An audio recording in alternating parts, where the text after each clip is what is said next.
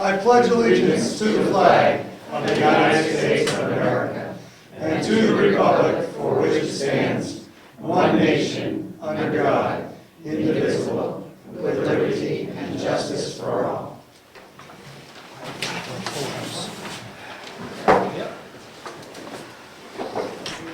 And our opening agenda is to talk about the Joint Loss Management Committee.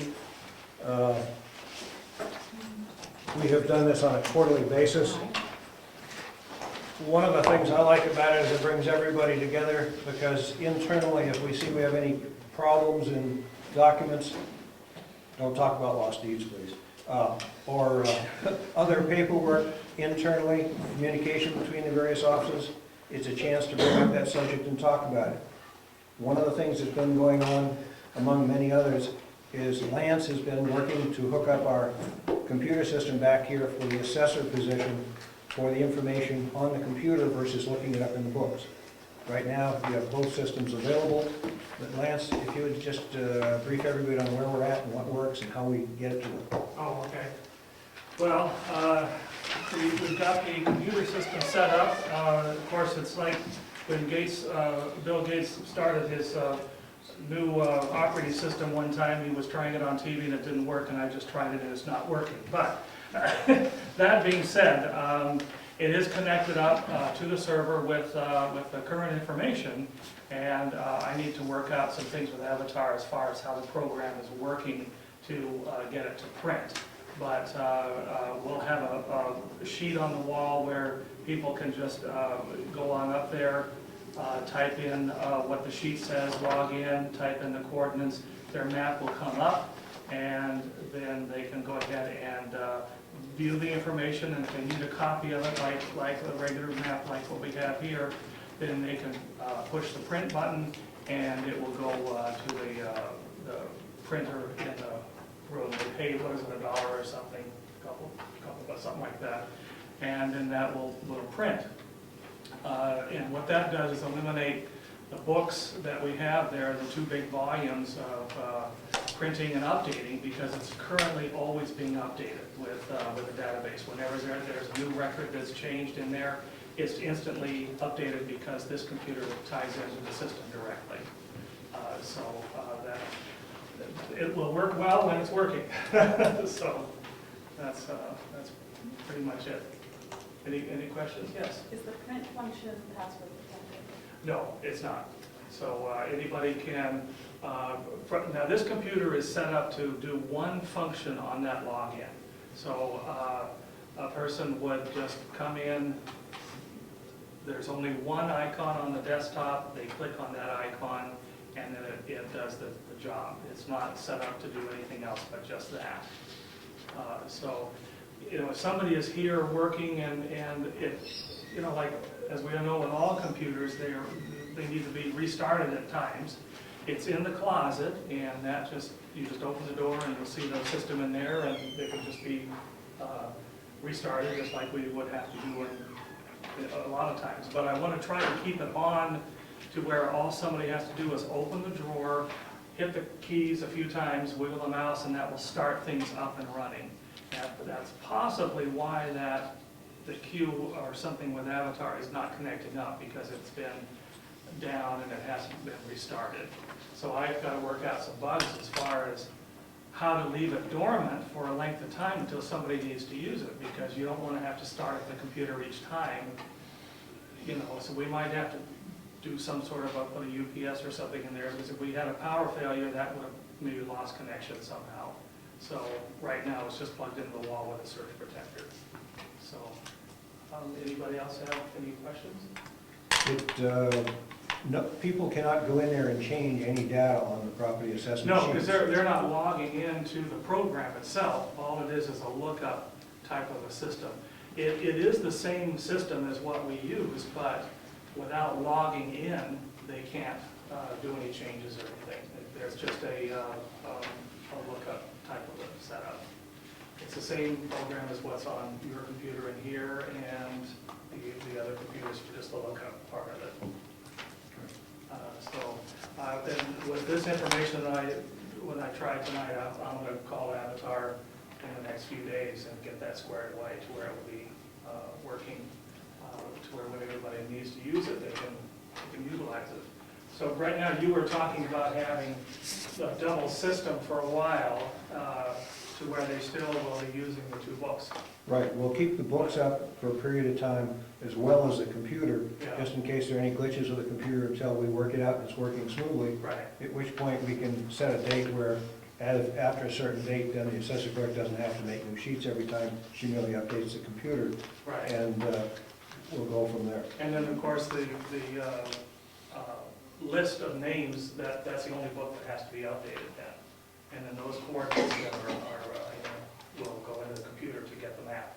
Right. Right, okay, yes. Is there any way to, or maybe we need to do it, is to update or have a note, things have been updated by, as of such and such a date, current as of, Oh, gosh, I don't know. we would put a piece of paper, so people will know it's current as of data. I just thought, Yeah, I But you just, won't know when Avatar makes, yeah, I Do guess they that's list the, it as changes. part of their software? Do you yeah. know? In their browser function? Do they list data Like a version? updated as of this date? Or- Not a version of the software, but maybe the data that's No, within I it. mean, Well, I would make the changes myself for the deeds and, things like that. You know what Yeah, I mean? you're thinking that maybe somebody may not know that it's It up to would be date. backed up. that's correct, or it could be It's 6 months old or whatever. Right, yeah. That's mirroring It's live, I think. her system, Right. That's correct? exactly right. So that will, whatever comes off that computer will be the most updated version that we have. Exactly. At at any time that you look Because at it. it's on the server, it is going directly to the server, it's just a dumb terminal rather than, it's not a standalone system, it is tied to the So server. for any inquiries, it's the most up-to-date thing that we have. Yeah. That's good, Yeah, that's unless fine. something comes in for that week that I haven't been on Wednesday, Okay. but Right. no, it should all be up there. Okay. Yeah, and people that would come in wouldn't necessarily know where that system is, and they're going to, I think, assume that it is part of our system, which it is, so that's not, take that question. We're just trying to make the transition from the paper to the computer. Yeah, yeah. Well, I didn't realize how important that was till I saw all those books and all the expensive of the printing and the updating and all of that has to be done. So I can see the reason, to do that. Anyway, we're making good progress, and Lance, thank you. Thank you, okay. Now, Bye-bye. Brad, I know you were not scheduled on the agenda, but you did talk last meeting to the selectmen about some things that you were looking at purchasing for the emergency management for next door. Why don't you brief the people here on that? Yeah. First thing, before we get into that, CPR. We talked at the last meeting about a CPR class to do with the AEDs, the automatic external defibrillators.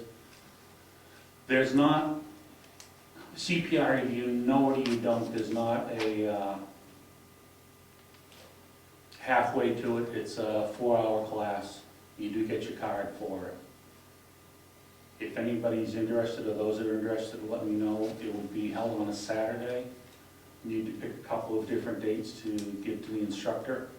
The class is free of charge, to the best of my knowledge. There is a small fee that's payable to the Heart Association for your certification card. It's either $4 or $6 to get your little card. But the sooner we can get that scheduled, the better it will be. So like I say, let myself know if the selectmen want to pick a couple dates now, or how you'd like to handle that. Not right now. I think we've got enough things on the burner, at least through the next 6 weeks. Not a problem. That, what we could do is put a note in our newsletter, Yeah. asking if people are interested, they should contact you, and Okay. based on the response, we could set something up. That would be fun. how large would the classes be? I mean, would there be a limit on the number of people they have in class? I would say possibly between 12 and 16 people. But what it's limited by is the number of, I don't want to say that mannequins, training mannequins that they have. So basically, we should find out how many people, like, that are here now, that Right. already that want to be in before Right. we set up. We don't want to set up a class and have 150 people sign up for it. Correct. Where would you have the classes? Probably right next door at the townhouse. And you want to bring a kneeling mat, it does involve kneeling, and that's a hard floor. So you don't want to bring your own piece of foam rubber. Items we're looking at purchasing for emergency management. Getting pricing right now on cots and pillows, personal hygiene kits, all that type of stuff. Hope to have something nailed down within the next month so that we can move ahead on that. The amateur radio antenna has been installed And tested? and tested. Works wicked good, Yes. so that's all set, so we're moving on that front. And that's Sign pretty up much their what we're numbers looking at. so we can contact them. Yeah, I was gonna say, Pass that around, have people sign up Those interested, just put your name and and number. your phone number on. And then we can arrange it. Or email, if. If you don't want to do it, don't do it. Yeah, it's this is voluntary. strictly Why not? voluntary. Strictly voluntary. Yeah, I'm gonna go when you're finished. Thank you. I come in handy at home this sometime. She'll just cut a lamp cord, strip the ends and go. That'll bring them around. One of the things that the joint loss management makes us do is run a checklist to make sure we have certain supplies in-house, such as if you check the microwave here or next door, in both cases, you'll find a first aid kit sitting right there on the top. This is just some of the stuff we do running this joint loss management committee, which is in large part done by the committee. But a couple of things we've done to improve safety next door is we put a canopy over the handicapped access point. It used to be all the rain and snow and ice came right down where the door was. So if somebody had difficulty getting in, it wasn't really safe. It was always icy back there. So now we have a canopy where the snow comes off the roof, goes right across the canopy and out past the walkway so that you're sheltered while you're trying to get in the building. I know it doesn't sound like much, but if you're in a wheelchair, that's probably a real challenge. Also, if you remember, the railing in the front of the townhouse was a little wobbly. It is no longer wobbly, it is anchored, and it is good support for people that need support going up and down those stairs. And that's another example of some of the things we do to maintain our facilities in a safe manner. I'm jumping around a bit here, but Clifton, have you got anything? No, not for joint management. No? No. Okay. How about any of the other activities? Are they having any internal problems on coordination, distribution, copying, communication? I can't help you with your computer problems, but anything else? Okay, then I'm not going to tie them up any longer unless that was all I had, was basically the message that we're trying to improve things, make them safer, make them better. And I haven't coordinated with the Joint Loss Management Committee very much, which are Jennifer, Brad, myself, and that's it. Any suggestions from this? Yeah, I'm looking for any input from anybody here. Nobody's got any input. Everything's running great. Boy, I've been waiting for that for a long time. In that case, our next guest is Greg Nichols from, correct me if I'm wrong, Craig, but DRA? Yes. And he's from the state, and he's going to talk to us about where the town is and how we're doing. And anything else he needs to let us know. Come on up. The glasses look I see a new face. Do I need to introduce myself to one of the new selectmen? I get it. Craig, this is Bill Nelson. Okay. Hello. He's a new old selectman. There you go. He's been here for 9 years previously, so. Here's my business card. Just in case you ever need to get a hold of me, got my cell phone and my email address. Pleasure meeting you. Congratulations. Perfect.